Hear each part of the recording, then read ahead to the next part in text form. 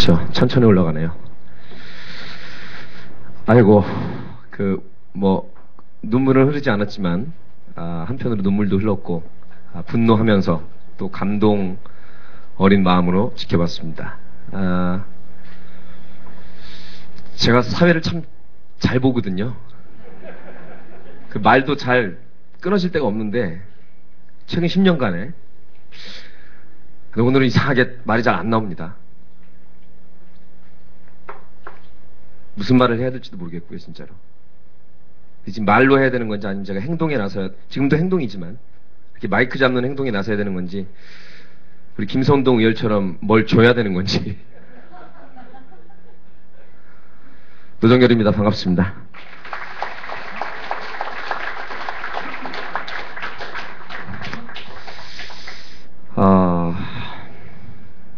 잠깐 지나간 화면인데도요, 정말 이게, 아까 우리 권영길 의원님이나 천정배 장관님께서 핵심적인 말씀을 다 하셨지만, 다 개혁이 필요하지만 우리 국민들 입장에서 정말 이 사법개혁이 안 되고 미뤄지고 혹은 방해가 되면 정말 5년짜리, 4년짜리 국회의원들이나 대통령이 문제가 아니라 3, 40년 동안 국민 위에 정말 굴림에서 좀 나쁜 말로 헤쳐먹을 그런 사악한, 제가 욕은 참 할 수가 없습니다. 왜냐면 제가 욕 잘하는데요. 김구라나 우리 낙곰수 팀들보다 원조 욕쟁인데요. 지금 위키 추리로 지금 생방송이 되고 있어서 저도 조금 제도권 개그맨이 돼보고자 오늘은 말을 좀 줄이겠습니다. 제가 하고 싶은 욕이 나오면 여러분께서 좀 쿵짝이 예술인 방송을 만들어서 풀이해 주길 바라겠습니다. 지금 유진아 교수님하고 우리 박경신 교수님 오고 계시고요. 잠시 후에 일단 오늘의 주인공들을 모시고 얘기를 해보도록 하겠습니다. 이름을 잘 지어야 될 것 같습니다. 최고로 시중을 잘 들 사람을 골라서 최시중이라는 사람을 방송통제위원장에 앉혀놨습니다. 자기들은 방송통신위원장이라고 합니다만 국민들은 이미 방송통제위원장이라는 걸 알고 있습니다. 그래서 4년 동안 안 잘리고 시중일관 각하의 시중을 잘 들었던 방송통신위원장은 국민의 그 압력으로 잘렸고요. 그 밑에 방송통신심의위원회라고 있습니다. 그 위원장에 방만위원장이 앉아 있습니다. 이명방만을 위한 이명방만의, 진짜입니다. 방만위원장입니다. 제가 CBS 라디오 뉴스 아놀자를 6년 하다가 잘린 건 아니고요. 더 훌륭한 저희 김미아 선배께 넘기고 이제 갔는데, 김미아 선배 인터뷰 중에 우석훈 소장하고 선대인 소장이 나와서 정부 농업정책 비판 살짝 했다고 방송통신심의위원회에서 CBS의 김미아 여러분에게 지금 경고 조치를 내려가지고 CBS의 모든 언론인들이 정말 가다 이렇게 막 갈 수 있냐고 지금 오늘자로 성명서를 발표했습니다. 이름을 잘 지어야 됩니다. 아까 고소영 강부자 나왔는데 사실은 제가 보기엔 고소영 강부자는 유도 아닙니다. 명계남이 가장 잘 나갑니다. 명박 계열만 남아 있습니다. 사실은요, 서기호 판사는 이름을 잘못 지었습니다. 아까 제가 생방송으로 손바닥 TV에 잠깐 먼저 운을 띄웠지만, 신영철 비판하지 말고 법원 기득권 질타하지 말고 그냥 내 말대로 더 이상 고하지 말고 거기 스톱! 서! 기호에 안 맞으면 잘라버릴 거야. 그랬더니 서기호 판사를 잘라버렸습니다. 서라고 했는데 서지 않았다고. 자기들 기호에 안 맞는다고. 자, 국민판사로 등극하신 서기호 전 판사를 모시겠습니다. 여러분 뜨거운 박수로 맞아주시기 바라겠습니다. 서기호 판사님, 전인지 크로스오버인지는 여러분들께서 판단을 해주시고, 아무튼 저희 김미아나 김재동이나 노정열이 가끔 폴리테이너니 소셜테이너니 사회적 정치적 발언한다고 니들 그럴 거면 정치해라 그러는데 못할 것도 없죠. 정치인들이 코미디를 그만두면 우리 코미디언들도 정치를 그만두겠습니다. 그 말씀을 먼저 드리겠습니다.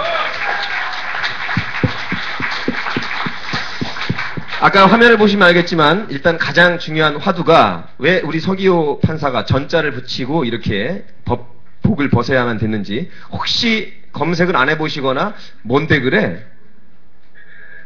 궁금해하실 국민들이 계실까봐 쑥스럽겠지만 그래도 가장 이 중에서 팩트를 말씀하실 분은 서기호 전 판사신 것 같아서 길게 말씀하시기보다는 역시 사법시험 그 합격했을 때 그 실력을 살리셔가지고 왜 서기호 판사가 전 판사가 된 겁니까? 재임용 탈락의 이유가 뭐라고 지금 대법원장 양승태 법원장부터 해서 일종의 그 인사국과 근무성적 평정을 내린 분들의 뜻은 뭡니까? 근평 점수가 안 좋았다는 겁니까 역시? 아까 노정열 선생님께서 그 선생님 아니면 동생 정열이 예, 동생입니까? 아 예. 얼굴 딱 봐도 동생인데 왜 그래? 서라고 했는데 안 서서 예. 거꾸로죠. 멈추라고 했는데 안 멈췄습니까? 안 멈춰서 예. 혹시 고스톱은 할 줄 아십니까? 예, 고스톱은 좀 제가 그건 잘 못하고요. 아 그러시군요. 예.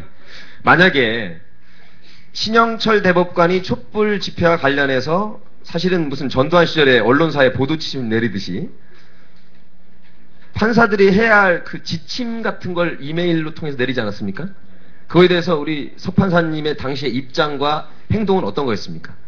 모르시는 분들이 혹시 계실까봐? 네, 그 당시에는 그 형사 단독 판사들에게 그 지침이 내려갔었고요. 예. 그 이메일이 내려갔었고, 예. 저는 그 당시에 민사 단독 판사여서 그 사건에 직접 관계는 없었는데 그때는 모르고 있었죠. 그런 예. 일이 있었는지도 모르고 있다가 그 다음 해에 박재영 판사님이 그 당사자였던 박재영 판사님이 사직하시면서 현 정권과 코드가 맞지 않아서 사직한다. 그런 아주 묘한 말씀을 남기고 사직하셨어요. 그 다음에 일이군요. 예. 예. 그 다음에 이제 제가 그런 일들이 이제 불거진 거죠, 이제. 근데 그 유명한 사건을 당신은 모르셨다고요? 그러니까 그게 사직하시면서, 이 박재영 판사님이 사직하면서부터 그게 알려지기 시작했어요. 그러니까 알려지게 된 것 그전에는 자체가. 쥐도새도 모르게. 잠깐만요. 쥐도새도 모르게 이런 말씀 하시면 안 돼요. 쥐란 말을 하면 안 되죠. 예, 예. 예. 사실인데요. 알겠습니다. 그럼 저희가 알고 있던 것도 이미 박재영 판사가 정말 이 판에서는 재판이 아니라 뭐 부러진 화살의 개판이란 말 나오는데 코드가 안 맞아서 못 나오겠다고 법복을 벗으시면서부터 실체적 진실이 드러난 거군요. 예, 그때부터 진실이 알려진 거죠. 근데 박 판사님이 아니었다면 형사에 계신 판사분들이 그러면 그냥 그런가 보다 사실 부글부글 끓었을 분들이 꽤 계셨을 텐데 그걸 꼭 참고 있었단 말씀밖에 안 들리는데요. 네. 그 당시에 관련이 있던 형사단독 판사님이 아마 한 10분인가 그 정도 되셨을 거예요. 그런데 예. 그분들이 다 말도 못하고 이제 있다가 이렇게 하라고 사실은 예. 지침 하다를 저 신영철 대법관이 이메일로 보낸 건데. 예, 그렇죠. 그때는 이제 조심조심 이제 쉬쉬하면서 그 개별적으로 아는 사람한테만 좀 이야기하고 그랬을 겁니다. 아마. 예. 저는 그 형사단독 판사님들하고 인맥이 없어서 인맥이 짧아서요. 그분들로부터 그 이야기를 못 들었고 나중에 언론을 통해서 언론 보도를 통해서. 자, 이쯤에서 장윤식 변호사님, 요거 네. 저희 실정법상 이렇게 특정 사안과 관련해서 이메일로 뭐 사적으로 어떤 여자가 좋다 뭐 어디 구경 가자는 아닌 것 같아요. 분명히 공적인 일인 것 같아요. 이렇게 신영철 대법관이 형사 단독 판사들에게 이렇게 이메일로 뭐라고 표현해야 되나요? 뭐 판결 지침입니까? 뭔가 이거 위법 부당합니까? 어떻습니까? 변호사로서 보기에. 원래 시나리오상은 뭐 자기소개 먼저 하기. 저희 그런 거 없습니다. 예. 좀 이따 할게요. 멋있게. 이메일로 뭐 보내는 게 지금 실정법을 갑자기 얘기하시니까 저도 좀 당황스러운데 어쨌든 재판 개입한 거 아닙니까? 네. 예, 근데 그 실정법상 그걸 처벌하기는 쉽지는 않은 것 같아요. 그때도 여러 가지 얘기가 나왔지만 실정법이라는 게 원래 뭐 현실을 충분히 공무 규정에서 어긋나는 건 어떻습니까? 그러면 그분들이 그렇게 또 생각하시겠죠. 거꾸로 복무를 상관의 지시를 잘 받아라 이렇게 또 얘기를 할 수도 있는 거니까. 전 아까 그 생각을 했는데요.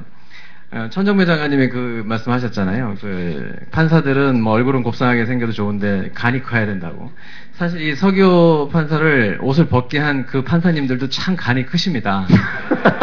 그래서 이 간 큰 사람들끼리 지금 대결하고 있는 건데 어쨌든 우리 서 판사님은 이제 사법개혁의 아이콘으로 이제 등장을 하셨는데 지난번 그러니까 다시 얘기를 돌아가세요. 그 당시 저도 뭐 있었습니다만. 뭐 저희는 뭐 이제 변호사들이니까 판사님들을 사실 평소에는 굉장히 존중하고 존경하고 저 아부하지 말고요. 높이 보죠.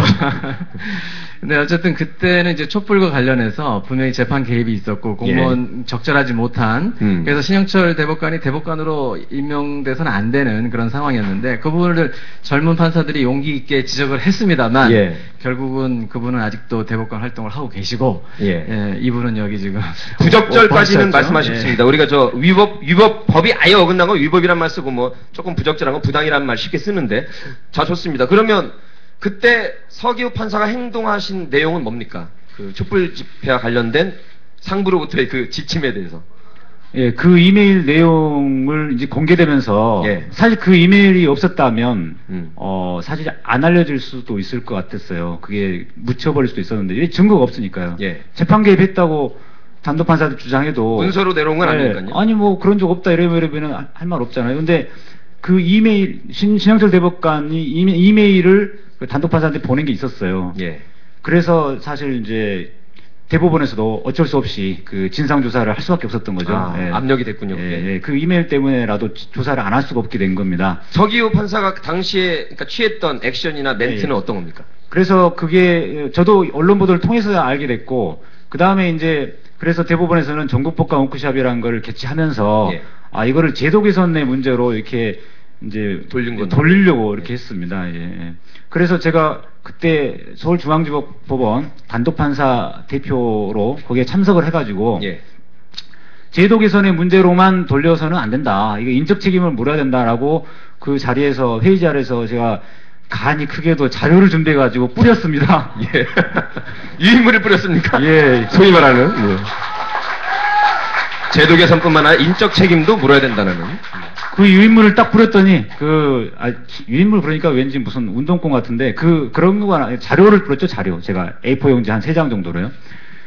그리고 오셨던 각 법원의 전국 법원의 대표들에게 제가 제안 설명을 했습니다. 이러하기 때문에 아까 위법하냐 말씀하셨는데 법관 징계법에 따른 이거는 위법 사유가 분명히 맞다라고 저는 단순히 부적절한 정도가 아니라 이거는 법관 징계법에 따라서 위반 사실이 인정이 된다라고 해서 그렇기 때문에 이거는 징계해부해야 됩니다라고 제가 그 제안을 했고요. 그랬더니 거기에 왔던 법원 행정처의 그 심의관, 그러니까 행정처에서 그 대법원장을 위해서 좀 일을 주로 하시는 분들이 있는데요. 이분들도 원래 판사였는데 법원 행정처에 이제 올라가면서 판사가 아니라 심의관이라는 명칭을 갖게 됩니다. 이분들은 사실상 재판을 하지 않고 대법원장의 지시를 충실히 따를 수밖에 없는 분들. 보좌기관으로서 그렇습니다. 행정적인 업무를 주로 이분들이 저한테 그 자료를 회수하라고 하더라고요. 왜냐? 이 자료가 당시에 밖에 기자들이 많이 모여 있었는데 기자들의 손에 들어가면 큰일 난다. 전체 판사들의 의견으로 비출 수 있다. 그러니까 회수를 하라. 그때는 제가 간이 좀 작아서 회수를 했습니다.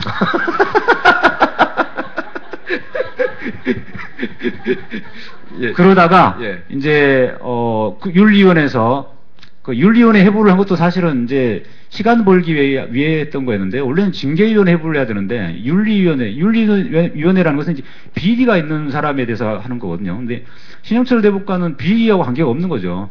위법한 행동을 했던 것이고 재판 관여라는 것은 위법한 거거든요. 그래서 사실상 헌법을 위반한 건데 헌법상의 재판상 독립을 침해한 거니까요. 그래서 더 나아가서는 사실 탄핵 사유도 됩니다. 그런데 탄핵이라는 것은 정치권에서 하는 것이지 법원에서 할 수 있는 게 아니기 때문에 현직 판사 입장에서는 이야기할 수 있는 게 징계밖에 없었습니다. 법관 징계법. 그래서 일단 회수한 다음에는요. 그 다음에 이제 그렇게 이제 끝났고요. 그거는 이제 일단락됐고 나중에 윤리위원회에서 5월 8일 날 그냥 구두 경고 또는 이제 뭐 주의 촉구 정도로 뭐 하자 이렇게 제안을 신영철 법관에 대해서 신영철 대법관에서 그렇게 하자라고 대법원장에게 제안을 하길래 그 결정을 보고서 많은 판사님들이 굉장히 황당해했죠. 예상을 했던 분들도 있고요. 그래서 그 다음에 5월 11일부터 이제 이옥형 판사님을 비롯해서 저희가 3번째로 글을 올렸는데요. 그런 게시판에 글들이 올라왔습니다. 이거는 잘못된 것이다. 그때부터 이제 판사회의가 시작되고, 그러면서 제가 이제 그 좀 주도를 많이 한 편이었죠. 주동자라고 봐도 팩트랑 거리가 있는 건 아니군요. 주동자라기보다는 주도를 했습니다. 주도.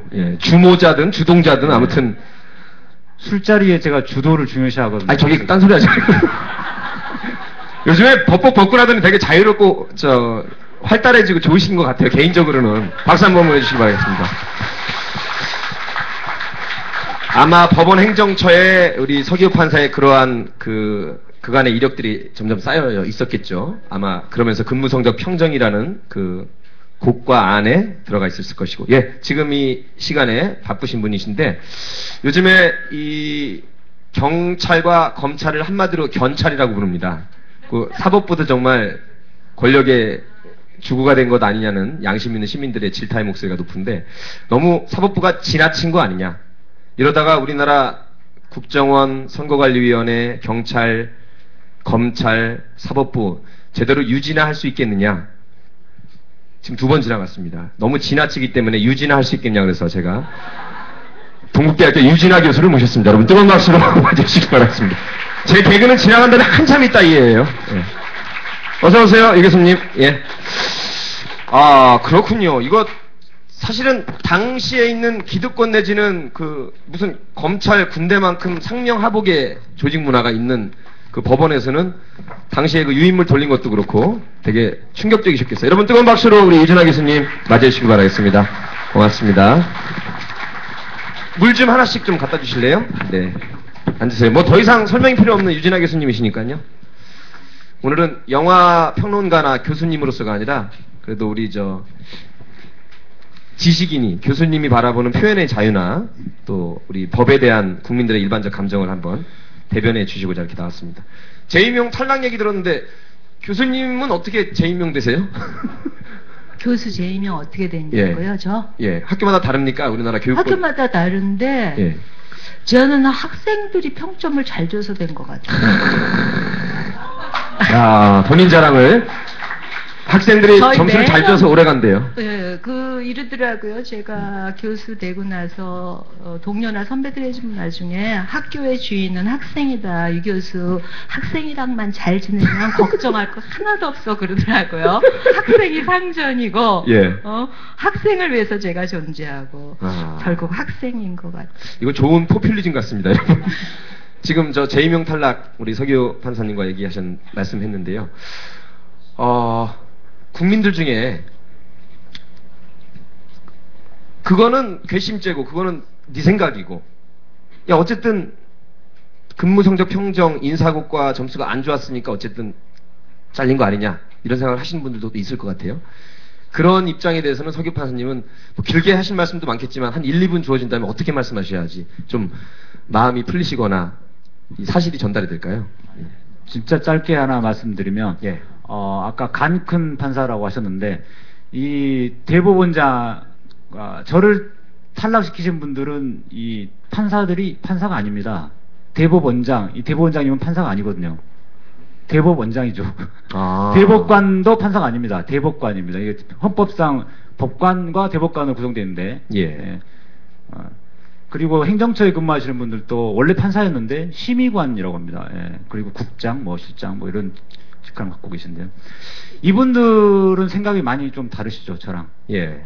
재판상 독립보다는 사법행정권 이를 더 많이 신경을 쓰시고 더 중요하게 생각하십니다. 그 가치관의 차이였다고 생각이 들고요. 재판을 하는 판사들은 재판에 더 신경을 많이 쓰죠. 재판하니까. 예. 재판상 독립을 더 중요시합니다. 하지만 그 외에 판사란 직함을 갖고 있지 않은 법원에 계신 판사였던 분들, 이분들은 굉장히 재판상 독립보다는 사법부의 어떤 기득권이라든가 또는 정치 권력의 눈치 이 부분을 더 많이 신경을 쓴다고 생각합니다. 이게 원인이라고 생각되는데 여러분들 어떻게 생각하시나요? 예. 되게 억울한 게 많으신가 봐요. 저는 좀 더 쿨하고 짧게 하실 줄 알았는데 이렇게 말씀하셔야 또 본인의 그 맥락이 전달이 되시니까 그렇게 말씀하신 것 같습니다. 근데 지금 이 시스템에서는 그러면 그건 네 생각이고 괘씸죄가 아니야. 네 성적이 나쁜 거고 너의 근무 성적 평정은 그 정도야라고 해도 어쩔 수 없는 시스템일 수도 있네요. 지금 이렇게 가는 시스템이라면?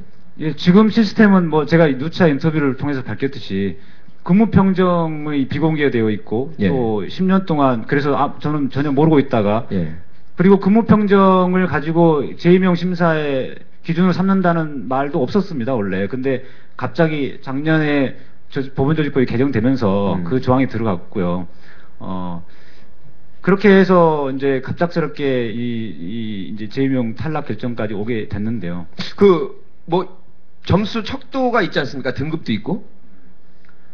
예. 그 부분도 누차 제가 인터뷰를 밝혀서 또 말하기가 좀 그런데 일단은 모르시는 분들도 계실 수 있으니까 혹시라도 진짜로 성적이 안 좋았던 거 아니냐 이렇게 생각하셨으니까 말씀드리면 제가 2006년도에 하를 받은 것은 제가 인정을 했고요. 그때는 제가 뭐 부장판사님과 의견 대립도 많이 있었고 그 과정에서 많이 힘들기도 했고 그러다 보니까 좀 화가 나온 건 분명히 맞습니다. 근데 나머지 4번의 하는 제가 도저히 수긍할 수 없는, 받아들일 수 없는 하였고요.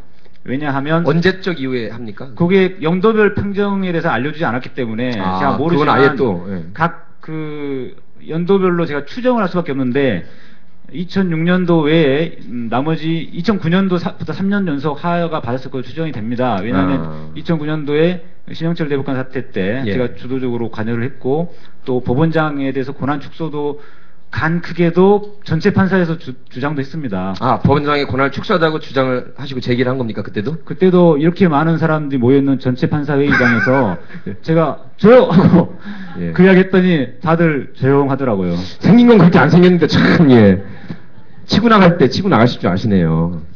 우리 서 판사님이 직접 자기 성적에 대해서 얘기하시기가 조금 까다로워서 모르시잖아요, 근데. 네. 근데 성적까지는.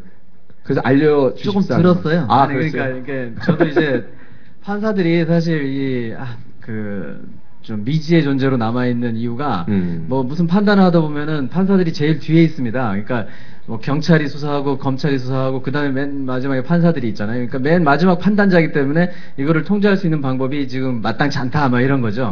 그래서 변호사들도 스트레스를 받으니까 변호사들이 이제 몇 년 전부터 판사들에 대해서 이제 평가를 하기 시작합니다.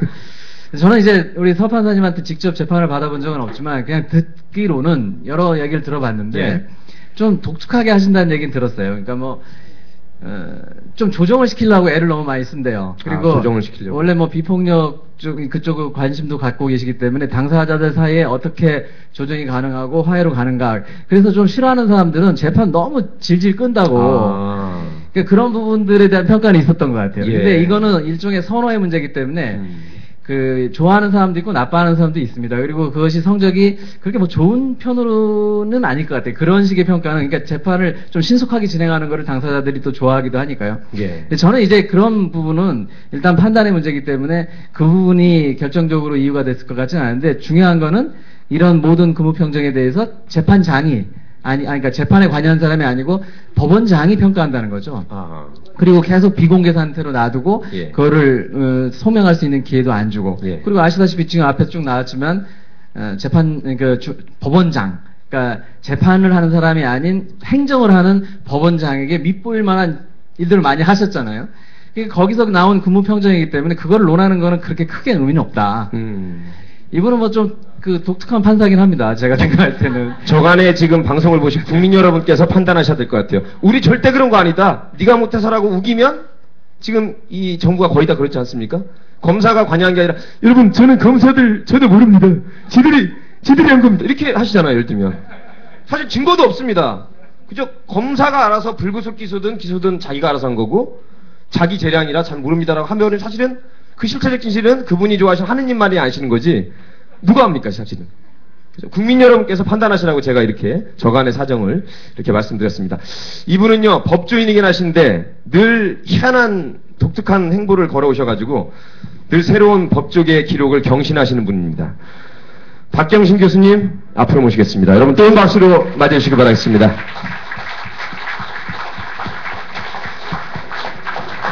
저 처음에 이분 법대 교수가 아니시고요. 무슨 소설가나 어디 독특하시잖아요. 우리 박경신 교수님도 반갑습니다. 앉으시죠. 자, 이 법조인 세 분이고 우리 영화 쪽에 우리 유진아 교수님 그리고 저 개그맨 다섯이서 압축적으로 한번 우리 방송 보시는 분들 지루하지 않도록 영양가 있게 짧게 한번 쳐나가도록 하겠습니다. 교수님 반갑습니다. 반갑습니다. 교수님은 어떻게 해결 다 되셨어요? 박경신 교수님 가지고도 하도 말이 많아가지고 왜 교수가 나체 뭘 올렸네 네가 그러고도 교수냐 이런 말도 있고. 저 우선 그걸 물어보시니까 또 해명을 해야 되는데 일단만 짧게 좀 해주세요. 예예 저 성기사진이 제 성기가 아니라는 거 좀 확실히 실제로 그 한겨레 신문 그 공식 트위터 계정에서 그렇게 오보를 내가지고 예. 그 지금 뭐 기소된 상태고요. 저는 죄명하니까 이상하다. 어떤 예. 혐의로 기소가 된 겁니까? 음란물 배포죄 이제 비슷한. 예, 거기에 대해서 이제 사실은 그 기소 대상이 그게 이제 검열자 일기라는 제 그 블로그에 예. 이제 사포한데 예. 그 사파에 대해서 지금 기소가 된 상태입니다. 뭐 법대 교수께서 그 정도의 구성 요건이 해당 안 될 거라 생각하신 거는 아닌 것 같고요. 아닙니다. 저는 확신하고 있었습니다. 그 대법원 판례에 비춰봤을 때 음란물하고 청소년 유해물은 다른 거죠. 예. 음란물이라고 판정을 받게 되는 거는 그 표현물을 어떤 표현물의 세계에서 시민권을 박탈해서 성인도 어떤 시간에 어떤 장소도 볼 수 없도록 만드는 게 이제 음란물 판정이고, 예. 저는 그 정도의 남성 성기 사진은 지금 교보문고에서 사볼 수 있는 성교육 서적 예. 또는 의학 서적에 자주 나오는 예. 것들이었고. 자꾸 보고 싶어지네요. 어떤 건지 잘 모르겠어요. 그 정도는 저 위키트리에는 올려주세요. 저희는 못 보지만. 네. 예. 금태섭 변호사님이 제출하신 의견서에. 금태섭 변호사님. 그 사진이. 유명하시죠. 그래서 그 사진이 올라와 있습니다. 그 예시로서. 지금 그러면 어떻게, 1심, 2심 어떻게까지 간 겁니까? 이제 기소를 했으니까 이제 언제 예. 판정이 나올지, 그러니까 언제 길이 잡힐지는 잘 모르겠습니다. 알겠습니다. 네. 근데 예. 이게 성기 사진이라서 사실은 사실 성기 사진이 중요한 게 아니라 이제 저는 방송통신심의위원회 심의위원으로서 이런 것들도 지우고 있다라는 이제 기록을 남기기 위해서. 예. 그 기록을 좀 생생하게 남기기 위해서 실제 삭제된 것들을 이제 올리려고 한 건데 사실 서기 판사님하고는 한테는 정말 미안한 마음이 많습니다. 왜냐하면 사실은 물론 이제 많은 의혹들 중에 이제 하나는 신영철 대법관 사태 때 목소리를 높였다는 그 의혹도 있지만 또 하나는 이번에 그 SNS에 올린 글 예. 때문에 이제 지금 핍박을 받고 계시다는 의혹도 있는데 그 중에 한 분 또 모르실까봐 SNS에 뭘 올리셨어요? 제가 좀 그대로 해주세요. 예. 네, 각하빅엿이라는 빅엿이라는 표현을 쓰셨죠. 근데 예. 그 표현을 썼던 이유가 저희 방송통신심의위원회에서 SNS도 규제를 하겠다라고 그렇죠. 얘기해서 예. 마침 SNS를 쓰고 계시기 때문에 예. 그것을 항의하는 차원에서 올렸던 거거든요. 사실은 이제 자세히 보시면 알겠지만 제가 그 SNS 전담 심의팀 만드는 거를 반대하기 위해서 예.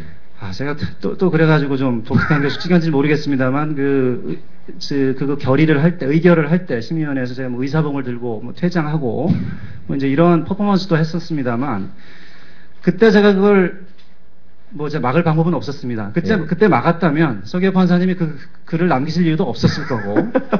예. 그 글을 남겨가지고 지금 이런 고초를 겪게 되시는 게 아닌가 하는 좀 미안한. 뭐라고 하고 싶은데 교수님도 기소가 돼서 저거 뭐라고 못하겠습니다. 아니 근데 지금도 현직으로는 방송통신심의위원이신 거죠? 아니 그럼요. 예, 계속. 아니 저 아까 오기 전에 박만 위원장이라고 했더니 잘 지금 박만 위원장 맞죠? 박만 위원장이 맞습니다. 예. 맞다니까. 이름이 박만이야 박만. 이명 박만을 위한 이명 박만이라니까. 아니 농담인 줄 알고 지금 계속 웃기다 이러고 있어요 지금. 근데 한 가지 혹시 나중에 얘기 안 나올까봐 그거 관해서 빨리 좀 정리해드리고 넘어가자면 예. 저한테도 마찬가지입니다. 저보고도 그 심의 기준과 절차에 대해서 기록을 남기고 싶으면 그렇게 충격적인 걸 좀 뺄 수 있지 않느냐. 예를 들어서 그 당시에 같이 지워지는 게 사실 여성 비키니 샷도 있었습니다. 예. 성비 비키니 샷도 있고 남자 성기 샷도 있었는데 전 둘 다 아주 부당한 표현의 자유 침해라고 봤고 둘 중에 뭘 올릴까 하다가 우리 유진아 교수님도 생각이 나고 그래서 이 여성 비키니 샷 가지고 문제 삼는 건 좀 안 되겠다라고 싶어서 남성 성기 사진을 올렸는데 예. 그게 이제 실수였다고 나중에 말씀하시는 분들 많더라고요. 어쨌거나 그런데 이제 각하빅렬이라는 표현에 대해서도 그 심의에 대해서 항의를 할 거면 더 완곡한 표현을 써야 되는 거 아니냐라고 이제 말씀을 하시는데, 그 각하빅렬이란 말이 서기호 판사님이 만들어낸 말이 아니고요. 이미 시중에 그죠? 낙검수 여의도 공연회에서 나왔던 노래고. 알겠습니다. 그건 이따 노래도 또 있다라는 토론 거예요. 그 주제거리니까요. 예, 알겠습니다. 알겠습니다. 유진아 교수님, 전반적으로 이렇게 법조인들 세 분이시라서 이게 조금 더 딱딱하고 어려운 얘기가 오갈 수도 있는데, 일단 시민이나 혹은 영화를 하시는 교수님으로서 보시기는 어떠세요? 그 정도의 표현. 그냥 이렇게 떠오르는 얘기를 할까요? 제가 여기 온 거는 운명 같다는 생각이 드네요. 왜 또? 예. 왜냐하면 서기호 판사님 건과 뭐 제가 굳이 나오는데 이런저런 인적 네트워크 속에서 제가 다른 무슨 그 오늘의 영화라고 완득이 상 받았습니다. 예. 저만 문학평론가에서 저만 영화여서 원래 그것 때문에 거기에 있어야 돼. 지금 남산 작가의 집에. 박수 한번 보내주세요. 그것 때문에 여기 일부러 오셨네요. 그거를 이 토론 때문에 너무 많은 어르신한테 양해 내지 수상하시는 날인데 왔는데 축하드립니다. 그거는 그냥 뭐 살다 보니 이렇게 돼야지 그랬는데 지금 우리 박경신 선생님 얘기 들으니까 올 수밖에 없었는데, 그 사건 제가 인터넷에서 보고 내가 이거에 대해서 글을 써야 되지 않을까 생각했다 그냥 이렇게 잊어버렸는데, 그 얘기 하시는데 정말 남성 성기 사진을 올린 건 잘하신 것 같아요. 이래야 싸움을 제대로 할 수 있습니다. 왜냐하면 이걸 여성 성기 사진만 올렸다 이러면 파렴치한 어떤 그 시각적인 관행적인 남성으로 몰릴 수 있는데, 남자로서 또 남성 성기 사진을 올렸기 때문에 굉장히 이거는 잘 가시고 있는 거예요. 정말 이거는 예견된 싸움이라는 생각이 일단 듭니다. 더불어 사실 왜 이게 그 표현의 자유 문제인데요. 결국 이거는 광범위한 표현의 자유인데, 헌법 20 몇 조죠? 21조예요? 이쪽 보고 여기 맞습니다. 네. 맞습니다. 네? 예. 그거는 이제 법대로 지켜지지 않는 게 문제인데, 여러 가지 역사인데, 사실 마녀 사냥도 마녀 재판입니다. 재판을 해야지 사냥이 되는 거. 마녀 사냥의 핵심 마녀 재판이에요. 그렇다고 해서 우리 서판사님한테 뭐라 하는 사람들이 마녀였다라고 말하는 건 아닙니다. 해석을 잘 하셔야죠. 그래서 이거는 사실 지금 한국에서만 일어난 일도 아닌데, 한국에서 이런 그 기득권 수호 0.001%의 기득권에서 뇌죄를 내가 완렸다로 마녀사냥식으로 냈던 것이 공정함을 가짜로 보여주려고 재판 형태로 뜬 마녀 재판도 있었고, 이런 것 속에서 아마 다 건너뛰어서 사실 이 표현의 자유가 우리한테는 문화예술, 일반인인데 일단 문화예술이 좀 더 과감하게 표현을 하지 않나요? 이 사전 검열 문제가 있었어요. 사전에 영화를 보고 어떤 장면을 잘라라 이러는 거는 그 심의가 아니라 센서십 검열이다. 이래서 그 여러 감독들, 영화 쪽만 일단 말하겠습니다. 해다가 결국은 그 YS 정권이 1995년이죠 아마? 95년, 저가 맞습니까? 그 95년에 이게 헌재에 가서 됐습니다. 일반 사법부 재판정보다는 더 상급기관이죠. 헌재에 가서 영화법이라는 하위법에서 이 갖고 있는 사전심의라는 것은 검열이다. 왜냐하면 헌법에 따라서 우리는 모든 표현의 자유, 예술 표현의 자유가 또 그 밑에 따로 있습니다. 그래서 하위법인 영화법에서 사전에 심의하는 건 검열이다 이러면서 영화 쪽에 그러니까 같이 소송이나 재판에 걸려있던 정태춘 씨가 네. 대중음악에서는 상징 인물이었고 가경에서 굉장히 많이 걸려 있었어요. 네. 영화도 몇 명이 걸려 있는데 결국 그때 그 이제 문제작이죠.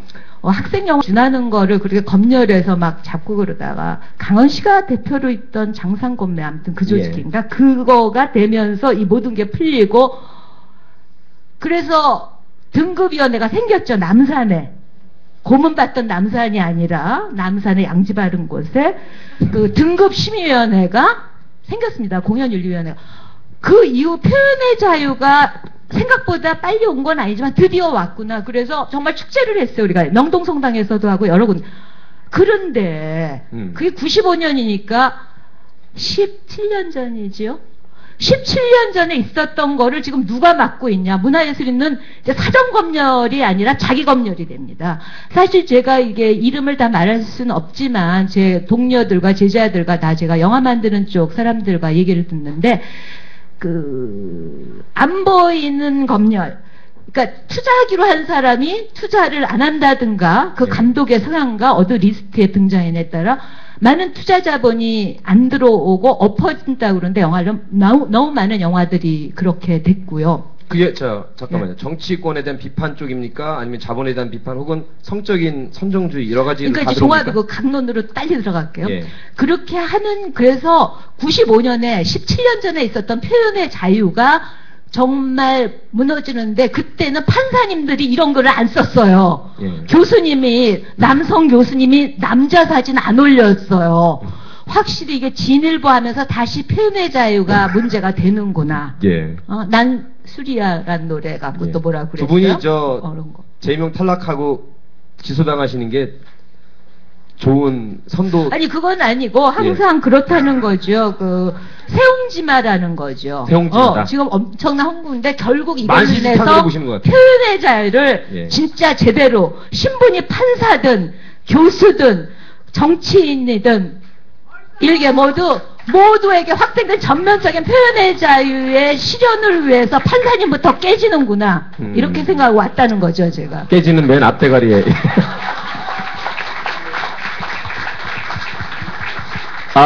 공지 말씀드리겠습니다. 저희가 지금 콘서트이기 때문에 후불제이기도 하지만 중불제이기도 합니다. 돌아가는 중간중간에 알아서 배춧잎을 꺼내주시기 바랍니다.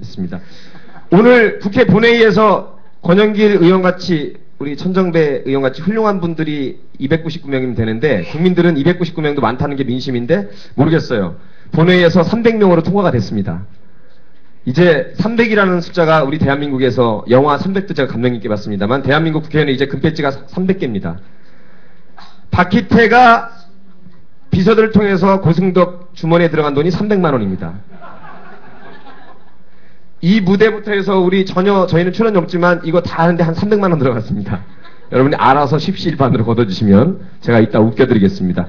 일단 그렇게 하기로 하고 유진아 교수님께서 열정에 가득 찬 주제를 넘나드시면서 전체적으로 동의하시죠? 서기 판사님. 예, 방금 말씀하신 게, 저도 모르고, 미처 생각 못했던 부분인데, 그냥, 좋은 지적을 하셨던 것 같고요. 오죽하면 판사조차도 각하 빅엿 이런 그 노래를 인용을 했겠는가. 예. 여기에 대해서는 아무도 이야기를 안 하시더라고요. 인터뷰 많이 했는데, 기자분들이나 물어볼 때, 저보고 후회하지 않느냐, 이런 이야기를 많이 하시는데, 예. 저는 그 이야기를 미처 못했어요. 이 자리에서 말씀드리면 오죽하면 그런 노래가 나왔겠는가 그리고 오죽하면 판사조차도 표현의 자유가 얼마나 위축됐으면 판사가 참지 못하고 헌법상의 기본권 표현의 자유 너무 위축되니까 이거 심각하다 봐서 각하 빅엿이라는 그런 노래 가사를 인용해가면서까지 이렇게 했겠는가 이 부분에 대해서도 생각을 좀 해봐야 된다고 생각합니다. 생각이 참 많이 다르시군요. 저쪽이랑. 오죽하면 그랬을까를 생각해야 되는데 그분들과 혹시 그럴 수 있다고 생각하시는 분들은 그래도 중립적이고 객관적이어야 될 판사는 끝까지 참았어야 되고 품위 유지의 의무도 위반이고 각하에 대한 공직자에 대한 명예훼손 혹은 모욕이 아니겠느냐라고 또 지적을 하십니다. 그런 말씀에 대해서는 일단 우리 서 판사님 입장을 한번 들어볼게요. 뭐라고 말씀해 주고 싶으세요? 그러니까 표현의 자유라고 하는 것은 아까 교수님 말씀하셨듯이 사전 검열, 그러니까 실제 판사가 재판할 때는 말 그대로 정치적 중립을 지켜야 되고 신중하게 재판에 대해서 어떤 이야기를 하면 안 되죠.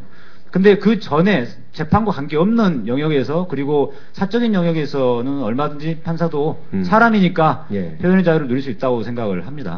그렇군요. 박형식 교수님 연관돼서 말씀해 주세요. 법관은 그러니까 모든 공무원들은 다 하고 싶은 말 해도 법관은 달라야 되지 않는가라는 생각을 이제 머릿속에 이제 머리 저 뒤편에 이제 항상 떠나기 어려운 분들이 있는데 법관은 중립적이라 해야 되는데 진짜 중립적이라야지 중립적으로 보이는 게 중요한 게 아닙니다.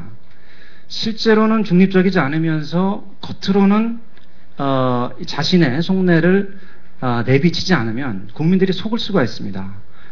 도리어 평소에 소신들을 무슨 정당 활동도 마찬가지입니다만 평소에 자기의 가치관과 세계관을 내비치고 그럼 그런 세계관 가치관에 비추어서 판사들의 판결을 평가해 볼 수가 있고 또 판사를 평가해서 정말 자기의 가치관과 소송 당사자 맞지 않는다면 뭐 기피 신청도 할 수 있는 거고 예. 도리어 더 위험한 분들은 당신의 소신은 뭐냐고 하는데 나는 소신은 없다. 예. 그냥 중립적으로 할 뿐이다. 라고 하면서 사실은 자기의 어떤 편향성을 숨기는 분들이 훨씬 더 위험한 분들입니다. 예. 조용한 헌법재판관 후보 같은 경우도 천안함에 관해서 물어봤을 때 그럼 거기서 침묵을 지키는 것이 옳은 것이냐? 아니죠. 예, 거기서 자기 소신을 얘기하고 그 소신에 맞게 평가를 받고 그렇게 하는 것이 그러니까 공정해 보이는 재판이 중요한 게 아니라 진짜 공정한 재판을 해야 되는 겁니다. 겉으로 말하는 것이 중요한 게 아니에요. 알겠습니다. 예, 장윤식 변호사님. 저도 부연해서 말씀드리면은 이게 이 판사는 어때야 되는가 하는 부분에 대한 그 사회적인 편견이 있는 것 같아요. 그리고 지금 이제 사법부가 불신을 받고 있는 건 틀림없습니다.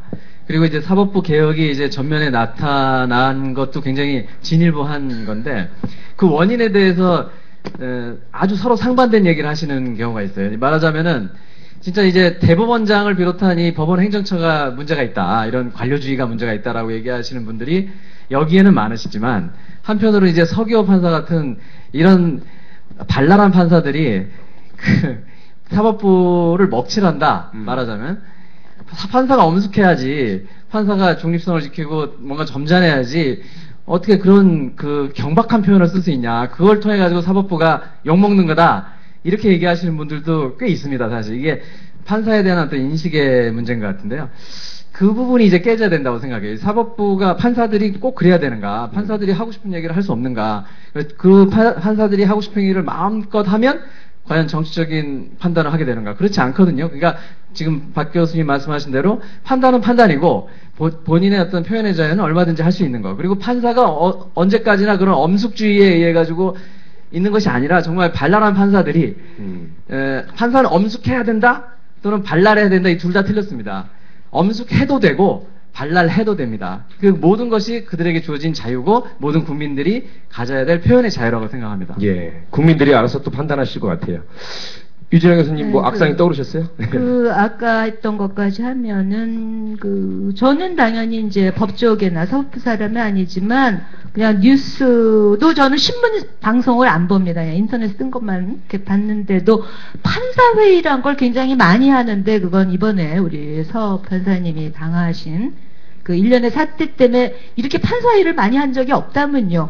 그래서 이렇게 하지 말라, 회의를 하지 말라라고 그런 거 보면 같은 그 동료들이 이 사건을 정상적으로 안 생각한다는 건 이미 다 아는 거 아니에요? 그렇죠. 그죠? 그러니까 뭐 그쪽에서 이게 좀 예외적인 게 아니라 이게 이상하다. 왜냐하면 이게 못난이 판사가 아니라 참 괜찮은 판사인데 꼴찌에서 3등까지 안 해든 거는 뭔가 문제가 있다는 거. 그러지 않은 판사들이 사법고시 나왔는데 그 사람들이 아무리 오만하고 온갖 불명예스러운 국민의 감정을 건드린다 한들 그래도 똑똑하신 분들이에요. 좋은 판사님들 많잖아요. 그런 판사들이 자체적으로 이렇게 지역 단위로 모일 때는 그 지금 내부의 균열이 있는 거예요. 예, 잘 들으셨죠, 국민 저는 여러분? 이거 확실하다고 생각합니다. 벌써 말씀으로, 판사 집단에서 이 사건은 잘못된 걸 알고 있는 겁니다. 그래서 그렇죠. 꼭 같은 입장이 아니더라도 맞습니다. 이거는 아니다. 그래서 제가 아는 판사분들과 몇 번 얘기를 하려고 시도하는데 안 하세요. 그런데 아니 유진아 교수님이랑 대담했다가는 다 지거든요. 그리고 무섭거든요. 그렇구나. 그거 아시니까 고맙고 제가 그래서 사실 안 봤습니다. 잘했어요. 그래서 아까 그 얘기한 거 하면 교수님 제가 잠깐만요. 제가 말씀 기회 많이 드릴 테니까 지금 이참에 우리 서기호 판사님이 과연 법관으로서 그 판결을 주재하실 때 근무 태도나 성품이나 성향이나 이런 게 어땠는지 한번 같은 혹시 그 법 쪽에 있는 플로어에 같이 있었던 분들께 한번 여쭤보려고 제가 완전히 섭외한 건 아니고요. 혹시 시간이 되셨으면 하고 제가 우리 스텝진에게 말씀을 했는데 혹시 우리 서기호 판사님과 함께 법원에서 근무를 하시는 공무원분들이나 동료 계시면 저쪽 마이크 좀 갖다 주세요. 뭐 편들 것도 없고 욕할 것도 없고요. 어떤 분이셨는지 한 1, 2분 쪽으로 누구신가요? 자기 소개 좀 해주세요. 예, 그 1년 전에 서울 북부지방법원에서 그 서기호 판사님하고 같이 있었던 법원 공무원입니다. 거기까지만. 참여관으로 있었죠. 참여관으로. 어떠셨어요? 당시에 그 옆에서 보신 서기호 판사의 뭐 법관으로서의 태도, 또 성품 어떻습니까? 일단 그 다른 재판부 판사들하고 비교해서 법정을 많이 들어갑니다. 한 1.5배 정도 들어간 걸로 그럼 알고 부지런하고 있는데. 성실하신 건데요. 그러니까 사무실보다 이제 법정에서 더 많은 고민, 그리고 그 당사자들과의 소통에 이제 힘을 쓰셨죠. 사실 이제 우리 국민들이 원하는 것은 그런 거라고 생각을 합니다. 그 사무실에서 서면 보고 이것을 이제 당부를 판단하는 것보다 그 하고 싶은 말, 그러니까 다 해보라고 이야기하고, 그리고 설득당하기도 하고, 예. 열심히 설득하기도 하고, 그런 재판을 원하는 거라 생각합니다. 이제 서기호 판사님이 그런 재판을 하려고 무던히 노력했고, 그것은 이제 비폭력 대화나, 그리고 이제 직원들하고, 재판에 관해서 이제 토론회를 열거나, 그리고 그 다양한 그 논문을 소통에 관한 논문을 쓰셔가지고 동료 법관들과 이제 직원들과 함께 했던 그런 모습이 있었던 거죠. 예. 사실 이제 제가 이제 북부지방법원에서 이제 우리 법원이 생긴 이래 가장 아름다운 퇴임식을 했을 때 제가 사회를 봤습니다. 아, 그러시군요. 이제 노란 풍선을 날렸던 그런 분들이 이제 모두 이제 직원들이고, 예. 그리고 이제 판사님들은 뒤에서 앞에 나서지는 못하니까 뒤에서 이제 팔짱 끼면서 그 판사님의 이제 퇴임식을 이제 지켜봤습니다. 지금 열흘 됐죠. 열흘 됐는데 지금 판사님이 거의 물 만난 것 같습니다. 물 만난 것 같아요. 아이고. 그런데 이제 예. 제가 생각하기에도 그렇고 우리 이제 동료 법관들이나 예. 그리고 이제 직원들, 예.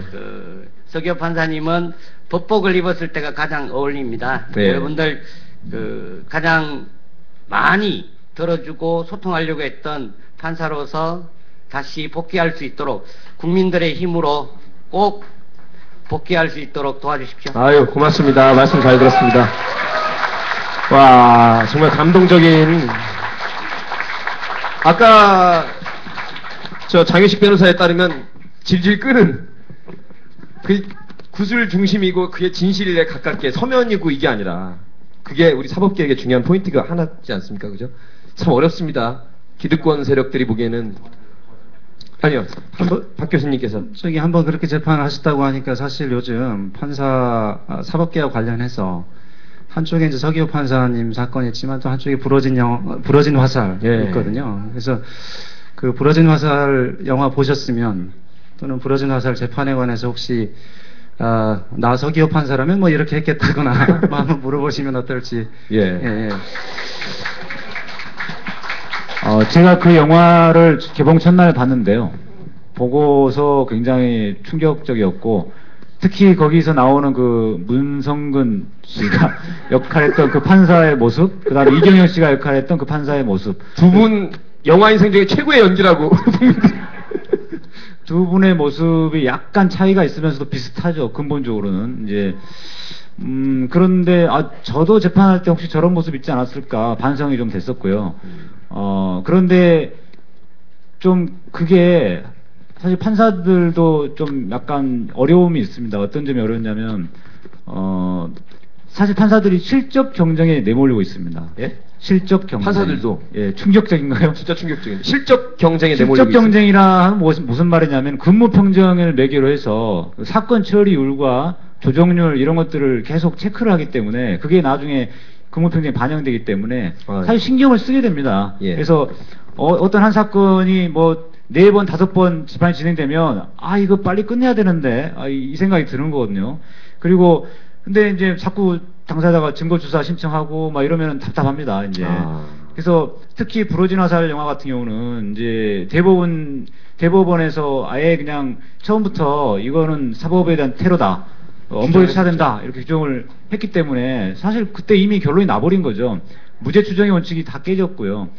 그래서 그 다음에 담당했던 판사님 입장에서는 그 피해자가 고등부장 판사님이세요. 자기보다 더 급이 높은 분이거든요. 법원에서 고등부장 판사라고 하면요, 차관급입니다. 예. 관용차 나오고 운전기사도 딸려 나옵니다. 그래서 이분들은 몇 년 후에 법원장 되시고 나중에 대법관까지 되시는 분들이고요. 고등부장 승진 못하신 분들, 승진하기 전 단계에 있는 분들이 이제 지법부장 판사인데, 그 사건을 담당했던 분들은 이제 그런 이제 단독 판사 또는 지법부장 판사였기 때문에요. 그분들 입장에서는 자신보다 더 높은 급에 있는 분이 피해자인데 그 사건을 과연 공정하게 진행할 수 있겠느냐. 아, 그래도 정도가 있는 거죠. 제가 만약에 그 사건을 재판을 진행했어도 아마 비슷하게 했을 가능성이 많습니다. 예. 그것을 양심선언했습니다, 우리. 제가 양심선언합니다. 정말 양심선언을 하는데요. 국민들 입장에서는요. 좀 그게 그렇기 때문에 그 개별 판사의 문제보다는 저는 이 전체적인 구조적인 문제라고 생각을 역시, 하고 예. 그리고 이런 대법원장과 제왕적 대법원장과 이 수직적 관료 시스템 하에 판사들이 소신 있게 맞춤형 재판을 못 하고 있습니다. 예. 실적 경쟁에 내몰리기 때문에 신경이 쓰이게 되고요.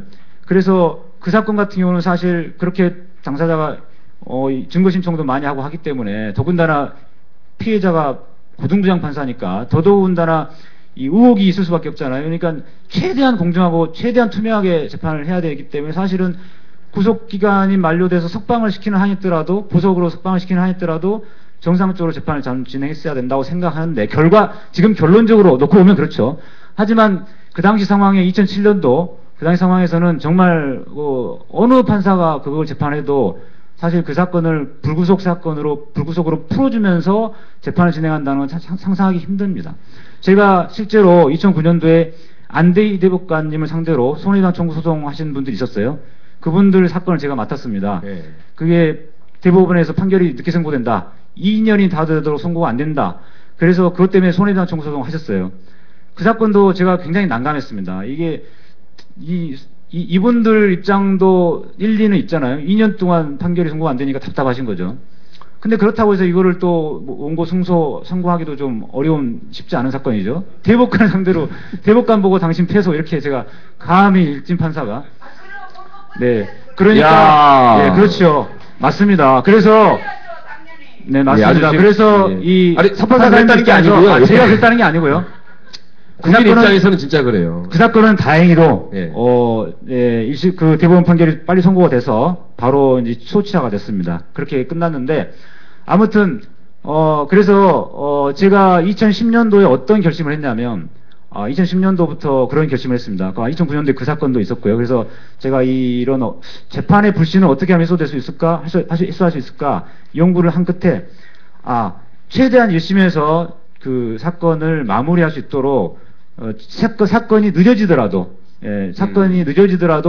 처리가 늦어지더라도 최대한 하자. 1심에서 당사자들이 뭐 증거조사 신청하면 최대한 좀 해보고 조정도 좀 많이 해보고 같이 이야기도 충분히 대화도 하고 그렇게 했더니 어떤 결과가 생겼냐면 전체적으로 사건이 적체되는 겁니다.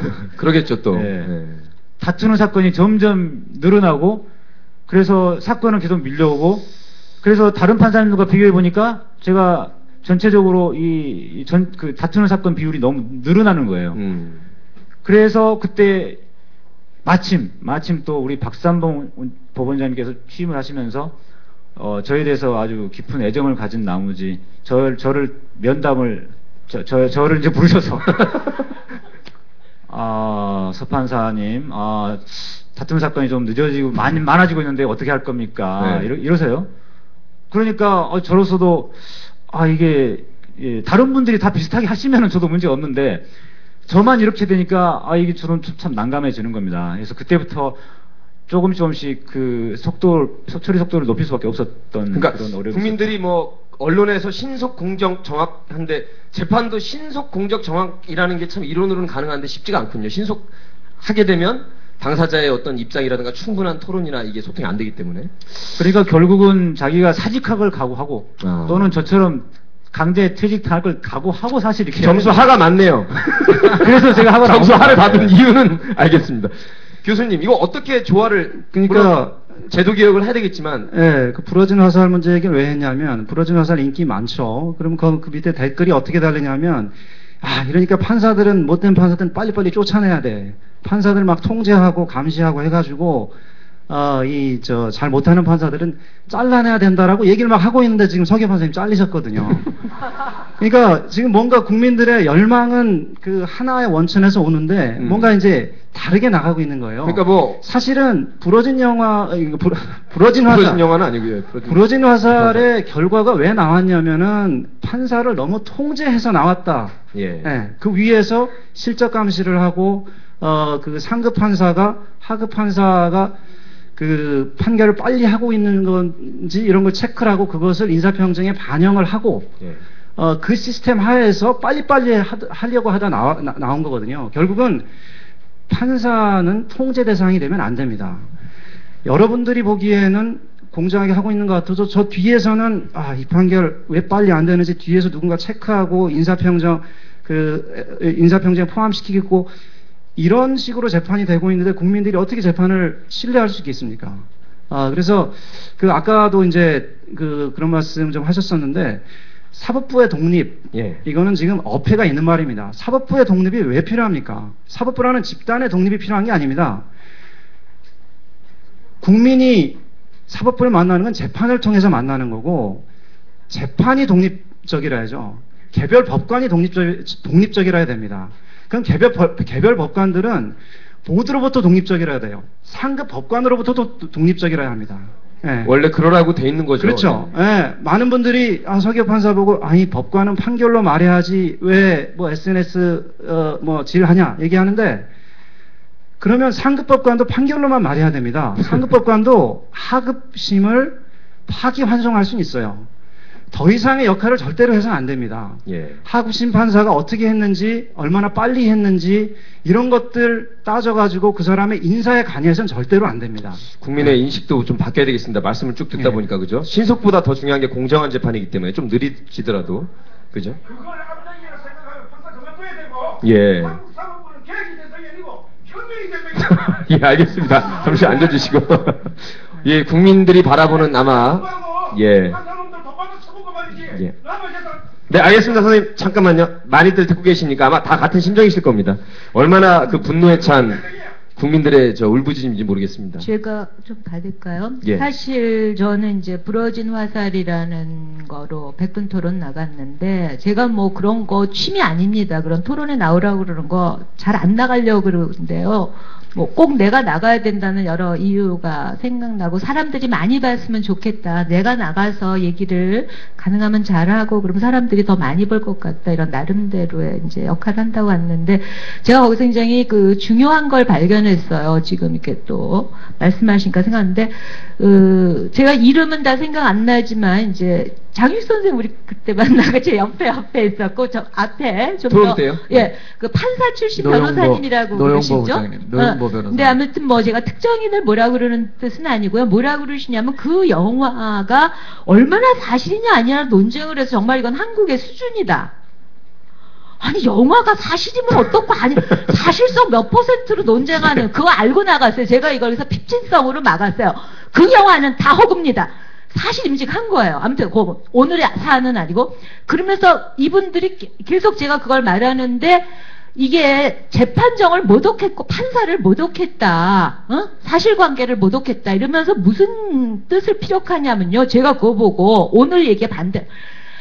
법정을 주관하는 판사는 성직자 같은 존경과 어떤 선비 혹은 성직자란 말을 했어요. 성직에 있는 것처럼 존경과 그 권위를 인정받아야 되는데 영화에서 이렇게 그리면 그게 안 남탄다고 해서 제가 토론에 나온 얘기가 그겁니까? 그거 나왔어요. 그죠? 예. 제 기억 틀리지 않죠? 제가 이제 워딩은 그대로 배고 그래서 제가 근데 그걸 갖고 또 논쟁을 시작하면 안 되기 때문에 넘어가면서 저한테 가장 충격적인 건 그거였어요. 왜냐면 저는 사법고시를 보지도 않았고 사법고시를 공부하면 붙겠죠. 근데 저는 그런 인생에 취미가 없어서 사시 나온 사람 존경 안 합니다. 아니, 일단 제가 대학 다닐 때 사시 나오고 막 사법고시 붙고 이런 문 남성들이 있었는데 왜 저 사람들은 저런 걸로 영감님이라고 그러고 이건 제 잘못된 제 편견이에요. 뭔가 사시를 나오면 열쇠 셋이다. 이딴 얘기를 이렇게 많이 들려서 뭔가 이렇게 좋은 것도 있는데 아무튼 그래서 저는 별로 사시 나온 사람 존경 안 해요. 원래. 근데 사실을 나와야지만 일단 판사가 되잖아요. 그것도 성적 우수사례면요. 판검사로 임명이 그리고 되죠. 옛날에는 그 학생 데모하고 이래서 기록이 있으면 판사 못 됐는데 예. 민주화 과정에서 그게 없어져서 서 선생님 판사 된 거죠. 사실 고두선 거고 그래서 좀 요새 괜찮은 판사가 나온 것 같아. 이거 제 추정인데 맞습니까? 예, 그 당시에 선생님들 아시죠? 맞습니다. 그 거기가 조금 혼자, 집행유예까지는 과거에, 판사 임용에 문제 없었고요. 실형을 받으신 분들은 탈락됐습니다. 제가 이거 약간 멋있는 불어리 엉가주만 기록 있는 사람, 사회참여 기록 있는 사람 판사 안 됐는데 이거 언제부터 판사 가능해졌습니까? 97년 뭐 구무려 그래서 변한 거예요. 왜냐 오늘 서판사이지만 또 몇 명 있거든요. 지금 약간 예. 왜냐하면 우리가 이정현 판사도 사실 안 계시고. 본 사람과 같이 SNS 소통하고 그러면서 그러면 안 된다 그래. 왜냐하면 존경받아야 되는. 예. 그래서 이건 우리는 무슨 인도도 아닌데 무슨 뭔 계급 의식을 갖고 있을까. 예. 그래서 화를 내는구나. 판사님이나 사법부에서 부러진 화살 보고 화를 내는 이유는 예. 판사에 대한 존경심이 없어진다는 거예요. 사법부에. 난 깜짝 놀랐어요. 알겠습니다. 저기 유 교수님이 그죠? 말하고자 핵심 요지는 또 뭐지는 바로 그걸 하셨다. 알겠습니다. 그 말도 안 자, 되는 저희가 정리를 또 해야 돼서요. 해야 된다는 거죠. 유진아 교수님 섭외는 개인적으로 서기우 판사님께서 정리하시라고 하셨습니다. 그죠? 저는 사실은 제 역할이 없어져서 별로 반대했거든요. 안 돼, 오늘 오니까 아주 화끈하게 밀어붙였습니다. 자, 정리를 하겠습니다. 보시는 분들이 아마 특히 법원 공무원 말씀 들으면서 굉장히 실체를 접근하실 것 같은데, 혹시 우리 서기우 판사, 아까 저 목포의 천정배 장관님도 오셨지만, 나 초중고든 대학교든 아니면 저 인간 서기우에 대해서 할 말 있다 하시는 분 혹시 예, 어르신이세요? 예, 저 먼저 예, 거기서 예, 마이크 좀 주시고 1분 정도만 드릴게요. 예, 아까 과격한 말씀 하셨으니까 예. 그 매판 자본과 썩을 자빠진 판검사 이놈들 예. 때문에 내 재산은 강탈을 다 당했습니다. 평생 벌은 그래 다 돼갔는데 12년 동안 재판을 하다 보니까 판사 두 놈은 날아가고 내가 대한민국 정부하고 판사 엉터리 판결한 놈하고 손해배상 청구를 하면서 대한민국 정부 저놈은 파직시키를 하니까는 말썽이 많으니까 지난 2월 28일 옷을 벗었어요. 그놈이 누구냐면은 서울 민사지방법원 마이크 꺼야 될 사고 때 이상 없었어요. 신일수라는 놈입니다. 예. 그건 그이고 그래서 나는 도시 판사가 싸워가지고 이긴다는 거는 힘들고 저는 그 문단에 등단은 신입니다. 시로서 써가지고 이놈들 내가 볼탕 미기려고 예. 생각하고 있고 그 시를 많이 썼습니다. 그리고 지난번에 다음에 한번 인터넷에 올려주세요. 서 판사께서 예. 그날 쫓기 나오는 날 내가 그 시를 적었습니다. 내가 예. 오늘 낭독해드리겠습니다. 사회를 실제 제가 내년이면 70인데 네, 조만간 빨리 저 정리하도록 하겠습니다. 아니, 근데 이게 우리 국민들의 예. 저 여망이시고 저 목소리가 예. 좀 듣기 거북하다. 선생님 길지 않으신가요? 너무? 예, 알겠습니다. 실제 도깨비 법원에서 도깨비 지불놀이 도봉산 마들로 749에 이사온 도깨비 법원에서 염소 대가리 통영 같은 놈과 돼지 족발에 비단 구두 신은 두 놈이 도깨비 지불놀이 춤판을 벌렸다. 춤판을 벌렸다. 춤. 어인을 범아가리에 쳐넣는 두쟁이가 닥쿵 따닥쿵 신명나게 장구를 친다.